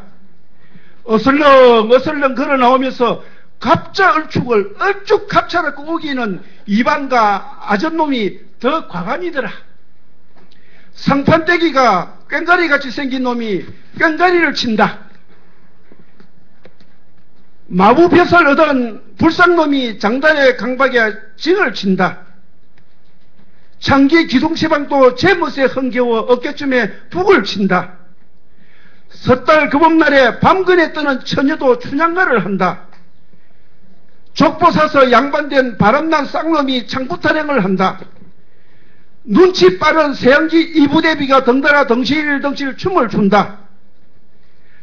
닭 잡는 꿈만 꾸는 여우도 짜증을 내어서 무엇 하나 하면서 창을 한다. 역겨운 냄새가 나더니 젊은 사람 늙은 사람 할 것 없이 구토를 한다. 광기에 사로잡힌 끔찍한 도깨비 지불놀이에 넋을 잃고 쓰러진 사람들이 아비규환이 여기저기 터져 나온다. 119 구급차가 비상 사이렌을 울리면서 달려왔다. 구급차에 실려간 사람들이 발병이 집단 히스테리인지 GS 옮긴 패스트인지 역학조사가 끝나야 알 수 있다 하더라. 도깨비 지불놀이 구경꾼은 다 실려가고 멀쩡하게 남은 놈은 염소 대가리에 통영 같은 놈과 돼지 족발에 비단구두 신은 놈 두 놈뿐이다. 이를 어쩌나. 화타도 편작. 판사들이 이 법원장을 선출을 하거나 자기들끼리 선거를 해서, 그리고 법원장은 실제로 그 재판 지원만을 해주고 예. 재판 내용에 개입하지 않고, 또 인사위원회나 근무평정 같은 것도 그 인사위원회를 뭐 저희 학교도 마찬가지입니다만 판사들 중에 신망 있는 사람들을 뭐 선출해서 뽑는다거나, 그래서 그 인사위원회는 대법관들이 결정을 하는 게 아니라 대법관도 있고 고등법원 판사도 알겠습니다. 있고, 그게 이런 저 사람들. 선거 또 휘말리고 여러 가지 부작용도 있고 아마 그거 가지고 그렇죠. 또 네네. 반작용과 여론 플레이가 있겠지만 그래도 네. 그게 조금 더 나은 진일보한 개선의 방책이라고 생각하시는 건가요? 우선 그런 것들을 토론을 하는 것이 좀 첫 단계가 아닌가 생각합니다. 알겠습니다. 장유식 변호사님. 예. 좀 연결되는 얘기긴 한데 저는 두 가지 말씀드리고 싶은데요. 예. 그 사법권을 국민에게 돌려주는 게 필요하다.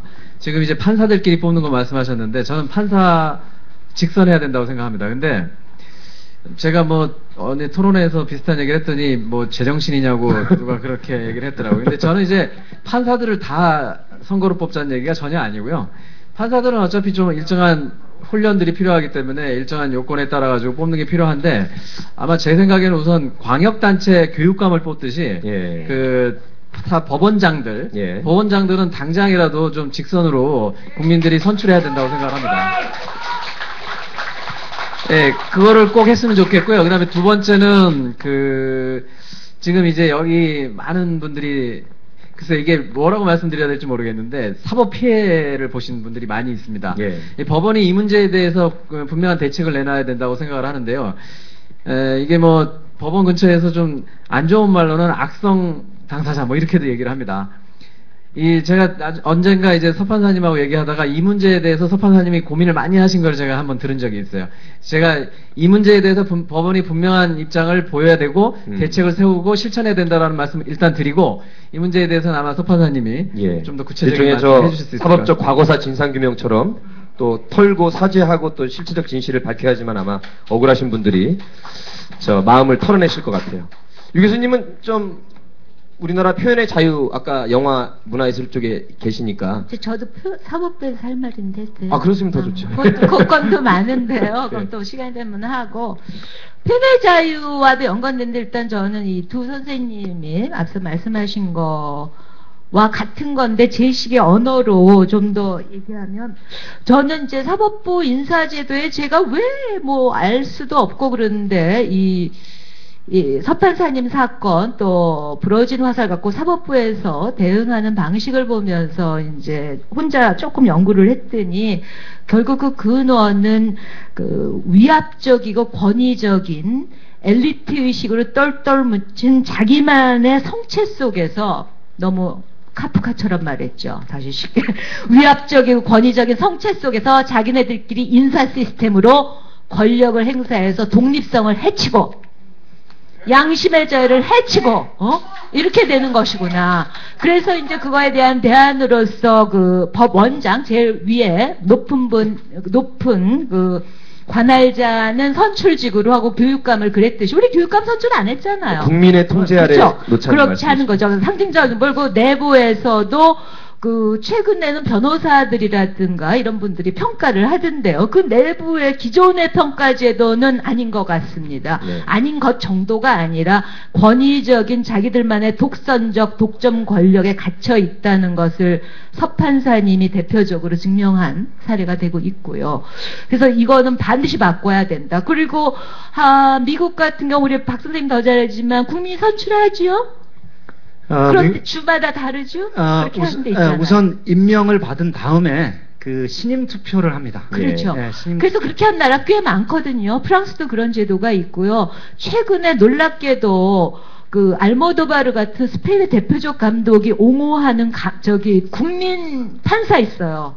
발타라스 가르손 여기 나온다니까. 여기 함께 온 제 동반자가 가르쳐줬는데 이 가르손 판사는 국민판사예요. 인권판사고 이 사람을 판사 향후 20년 못하게 하려고 지금 스페인도 난리가 났습니다. 거기도 우리처럼 과거 군사 독재가 있다가 표현의 자유를 얻었는데 그 여파가 이러네요. 예. 그래서 우리가 이런 흐름에 역시 서판사님은 운명입니다.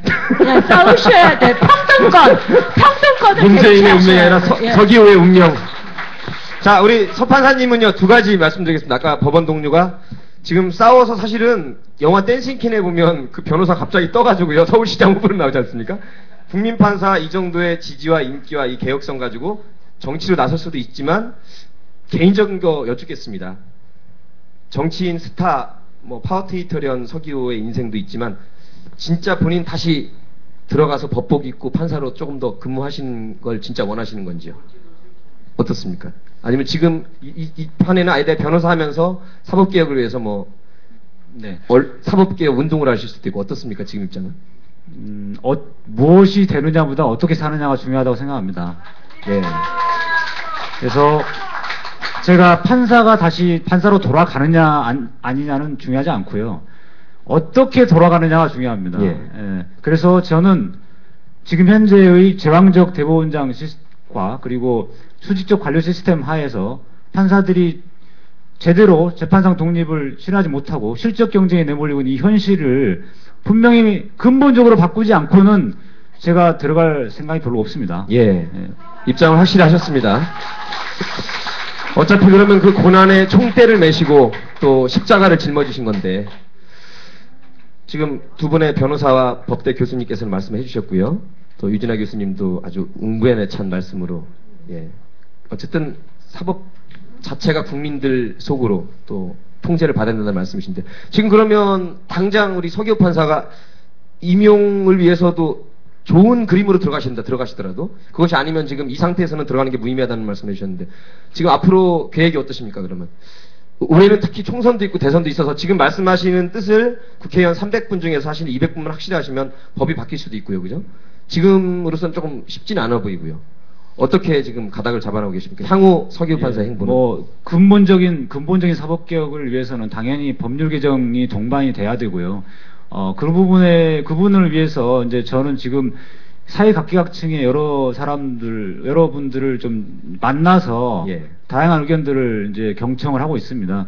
그래서 그 과정에서 제가 해야 될 일이 어떤 것이고, 어떻게 하는 것이 여기 모이신 많은 분들, 그리고 우리 국민들이, 정말 사법개혁이 제대로 될 수 있는 방향이 될 수 있을지, 거기에 제가 어떻게 하나의 미랄이 될 수 있을지, 연구를 하고 좀 이제 논의를 해보려고 합니다. 예. 아무튼 정말 중요한 것은 과거의 사법개혁 운동은 운동이라고 할 것도 없었죠. 그냥 사법개혁, 그러니까 법조인끼리 대법원 그리고 뭐 변호사 출신의 국회의원 뭐 이런 형태의 이 사람들끼리 서로 탁상에서 이렇게 논의된 사법개혁이 있다고 생각을 하고요. 그렇기 때문에 한계가 있었다라고 저는 생각합니다. 진정으로 국민과 함께하는 사법개혁 운동은 그동안 있어 본 적이 없었고, 앞으로는 국민과 함께하는 사법개혁 운동이 있어야 되고, 그 다음에 어떤 법조인들의 기득권이나 이런 체면, 아까 교수님 말씀드렸듯이 판사가 뭐 성직자나 뭐 무슨 선비처럼 존경받는 직업이 돼야 되는, 뭐 그런 것을 유지하는 차원의 그런 사법개혁은 전혀 의미가 없죠. 그래서, 그런 판사보다는 성직자나 뭐 무슨 그런 수도승 같은 그리고 선비 같은 판사가 지금 필요한 게 아니지 않습니까? 지금은 강큰 판사가 필요한 거죠. 강큰 판사들, 전국의 강큰 판사들을 많이 키우겠다는 말씀이었습니다. 고맙습니다. 법대로, 그렇죠. 법대로 하는 판사가 필요하고 법과 원칙을 가장 확실하게 지킬 수 있는 판사가 필요하고요. 그렇습니다. 고맙습니다. 자, 1분씩만 우리 네 분의 패널들께서 못다 하신 말씀이 있으시면 중복되는 건 다 빼시고요. 꼭 주옥 같은 말씀만 정리해 주시기 바라겠습니다. 저기 국민들이 잠깐만요. 사법부에 엽기적인 사건이 있어가지고 그거를 들을 수는 없을 것 같네요. 선생님 좀 죄송합니다만. 고맙습니다. 아니 시간도 있고요. 그러니까 예. 저기 그러시면요. 제가 이따, 끝나고 예. 제가 말씀드려드리겠습니다. 그때 할게요. 그러시면 예. 되겠죠. 예. 보시는 분들도 있으니까 아까 시작 전에 제가 게시판에 몇몇 분들한테 다 이야기를 좀 세게 얘기하면 지겹다, 재미없다고 하신 분이 올라와서 제가 받았거든요. 그러니까 좀 이해해 주세요. 그것도 국민들도 또 있습니다. 우리가 참 민주주의가 그래서 쉽지가 않습니다. 선생님들 잠깐만 이해해 주시고요. 예.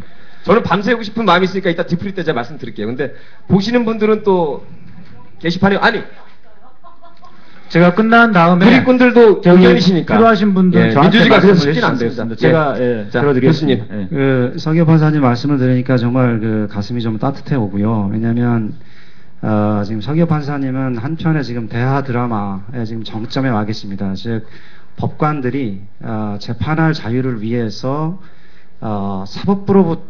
법관들이 재판할 자유를 위해서 그 법원 상층부와 싸워왔던 지금 한 5년간의 싸움에 지금 정점에 계십니다.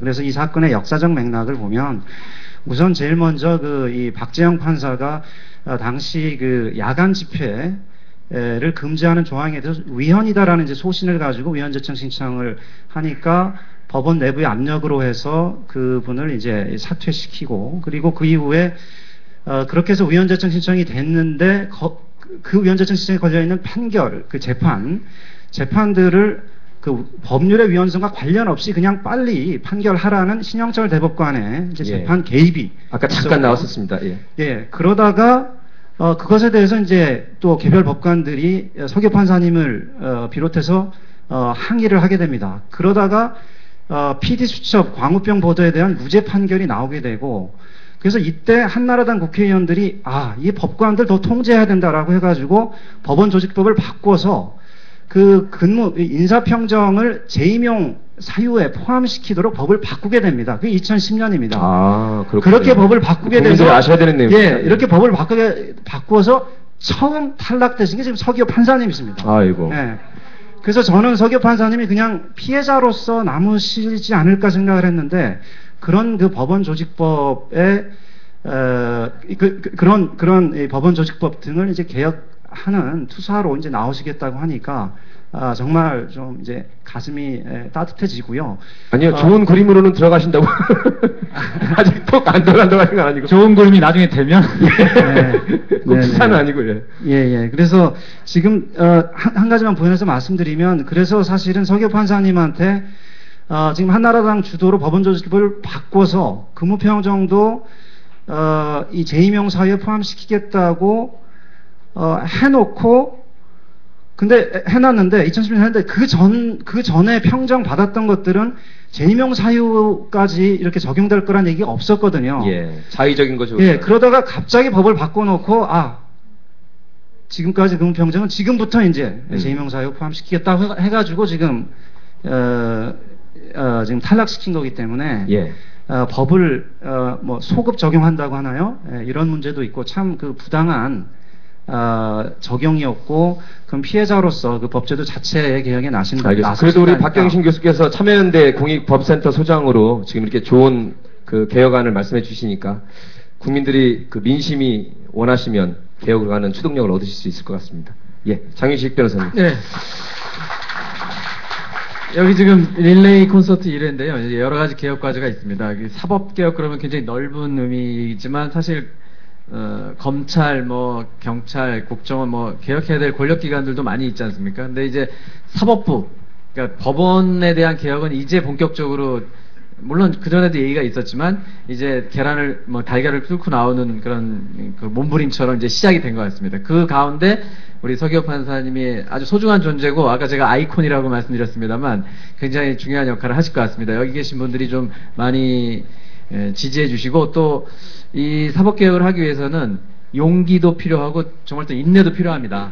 그래서 국민들이 그런 용기와 인내를 가지고 지켜봐 주시면 더 좋은 사회를 만드는데 다 같이 힘을 모을 수 있지 않을까, 그렇게 기대해 봅니다. 예, 고맙습니다.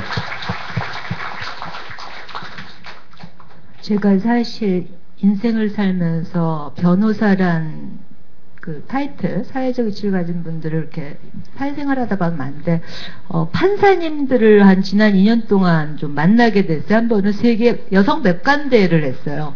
여성 법관이라고 그래서 저는 검사, 변호사 다 법관인 줄 알았는데 판사님들만 법관이라는 걸 무식하게도 작년에야 배웠고, 그래서 이 여성 판사님들이 그 남녀평등권에 법적인 걸 이제 고민하는 거를 알게 됐어요. 그래서 영화를 보면서 같이 얘기했고, 그리고 이제 서기호 판사님을 올해 이렇게 만나는데요. 부러진 화살이란 거가 중간에 있었고, 그래서 저는 이제 생각이, 내가 진짜 이렇게 이런 걸 몰랐는데 갈수록 가는구나 이렇게 생각한 게, 저는 그 한국의 정치인 때문에 민주주의가 안 된다고만은 생각하지 않았어요. 정치인도 한 몫인데 언론이 굉장히 중요하다. 한국은 촌지받는 언론이 있는 한 되는 게 안 돼. 언론이 제대로 서야 민주화가 되고 인권도 살고 이래. 그런데 아니 하나 아는 게요. 사법부 판사가 서야 되는 걸 아는 거예요.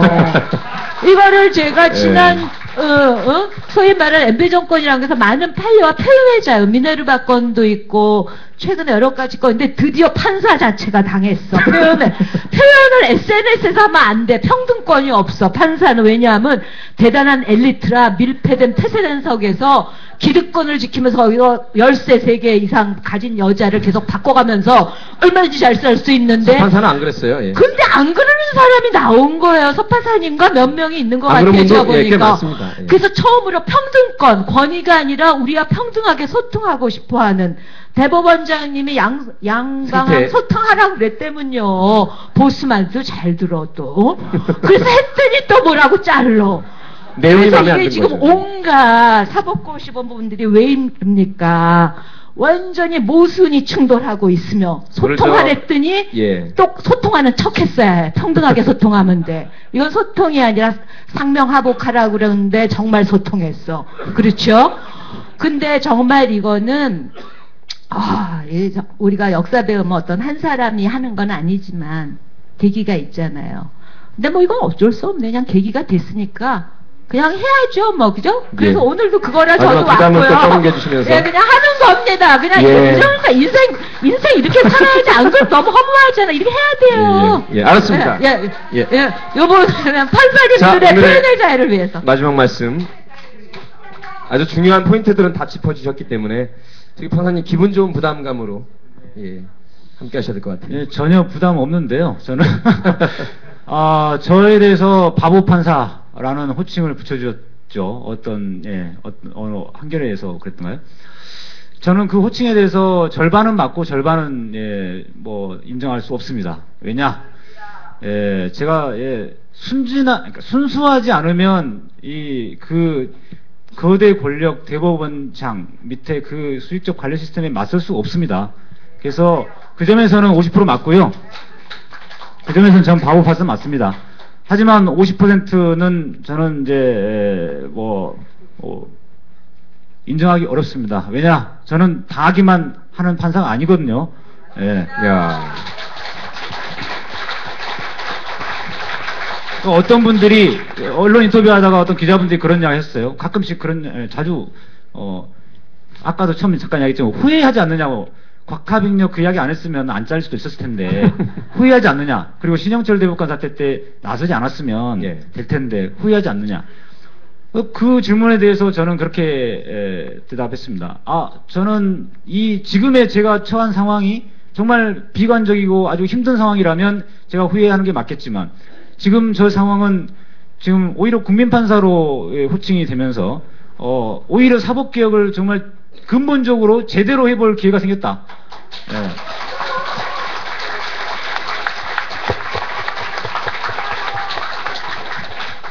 그렇기 때문에 제가 후회할 이유가 없다. 그렇게 생각을 합니다. 그래서 저는 그 뮤지컬 조로 혹시 보신 분 계신지 모르겠는데, 제가 이제 법원 직원분들과 술자리 대신에 문화 공연을 많이 했습니다. 술 먹는 대신에 이제 그 문화 공연 대체를 많이 했는데, 그때 봤던 뮤지컬 조로 굉장히 제가 감명 있게 봤습니다. 조로라는 그 쾌걸 조로라고 아시죠? 그분이 그 캐릭터가 이제 스페인어 영어 영리한 여우란 뜻인데요.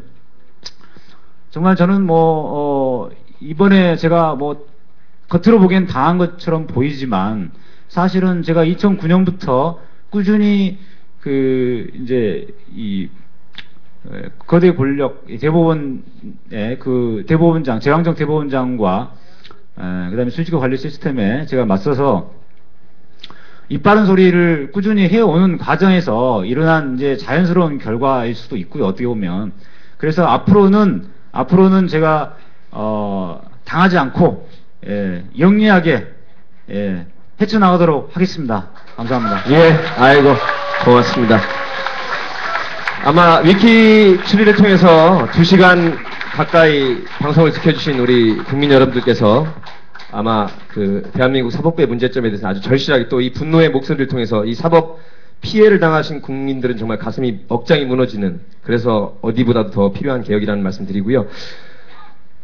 뭐 문성근 대표가 100만 명, 100만 명, 그 다음에 많은 국민들이 또 진보당 또 새누리당도 개혁하겠다고 했지만 지금 이 서기호 판사가 좋은 그림으로 사법부가 개혁되기 위해서는 딴 거 없습니다. 국민 여러분들이 정말 이해수 100만 팔로워처럼 우리 서기호 판사님 100만 명 이상이 팔로잉 해주시고, 여기 네 분이 말씀하신 게 국민적인 1000만 명, 2000만 명, 3000만 명의 국민의 명령으로 사법개혁을 요구한다면 어떤 정치꾼들도 힘을 받지 않을 수가 없을 겁니다. 이번에 3월달, 12월달 대선 총선이 있는데 국민 여러분께서 이렇게 좋은 사법 개혁안이 있습니다. 실천하는 것만 남아 있습니다. 그렇죠?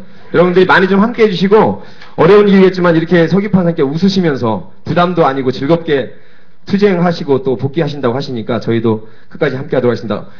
아주 오늘 열띤 토론이었고요. 최근에 본 토론 중에서는 가장 열띠고 말씀도 열심히 해주시고 또 우리 국민들도 아주 울분의 분노의 목소리를 가감없이 전해주신 것 같습니다. 제가 웃긴 거 준비했는데 그건 다음에 언론 토크 또 검찰 토크, 재벌 토크가 있습니다. 그때 선사하기라고 다 같이 일어나서 인사 올리겠습니다. 여러분, 예, 한번 해보세요. 예, 마이크를 드리겠습니다. 잠깐 뒤로 들으셔서 한 1, 2분 정도 해주시면 더 감사하겠습니다. 제가 사법 피해자가 되어가지고 엽기적인 재판을 한번 당해봤습니다. 부천 지원에서 6개월 만에 제가 원고가 돼가지고 소장 접수한 지 6개월 만에 재판을 하는데, 재판 시작하고 5분 만에 변론 종결을 하려고 하더라고요. 이래서 그 순간에 굉장히 참 제가 화가 치밀었습니다. 그런데 법정에 앉았던 판사 최영은 부장판사, 최영은 부장판사가 있고 그 배석판사가 서희가 들어왔어요. 판사가 4명이었어요. 연수원제 가가지고 이제 뭐 연습하는 판사 오고 앞에 서기 둘이 하고 재판을 하다가 갑자기 저 판사문으로 판사하고 서기 들어가 다 도망을 가더라고요. 그래서 원구석에 앉아있던 저희 집사람이 그 대리인입니다. 대리인이 신발을 이래 벗어 던져가지고, 야, 이 개같은 놈들아, 너가 판사가 더러운 놈들아, 그러니까 나라가 썩었지. 이러고 중간에 왜 도망했는지 제가 지금 모르겠어요. 그런데 그러고 나서 재판이 완전히 중단이 되고, 이래가지고 여기 선생님 알겠습니다. 원하시는 말을 간단히 말씀해 주시고. 그래서 내가 최종적으로 자, 그렇죠.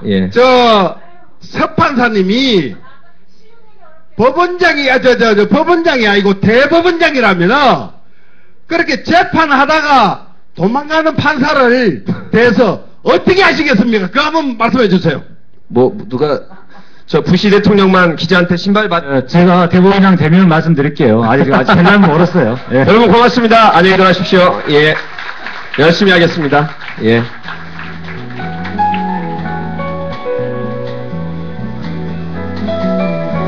대단히 감사합니다.